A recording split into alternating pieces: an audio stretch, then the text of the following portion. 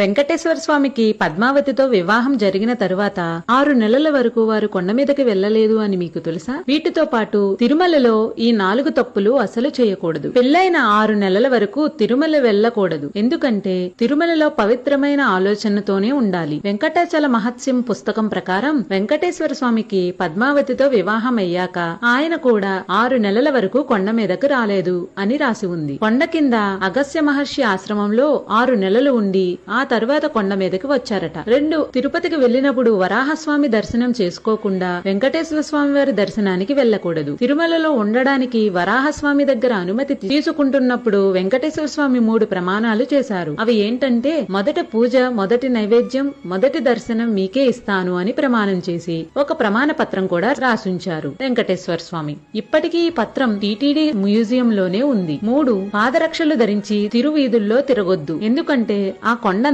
అత్యంత పవిత్రమైన సాలగ్రామ శిల. 4 తిరుమల కొండ మీద పువ్వులు ధరించకూడదు, ఎందుకంటే తిరుమలలో పూసిన ప్రతి పువ్వు స్వామివారి కైంకర్యం కోసమే. ఈసారి తిరుమల వెళ్ళినప్పుడు ఇవి తప్పకుండా పాటించండి. మీకు ఈ వీడియో నచ్చినట్లయితే లైక్ చేయండి. ఇలాంటి వీడియోస్ కోసం మన ఛానల్ ని సబ్స్క్రైబ్ చేసుకోండి. కామెంట్ సెక్షన్ లో ఓం నమో వెంకటేశాయ అని కామెంట్ చేయండి. Download ShareChat.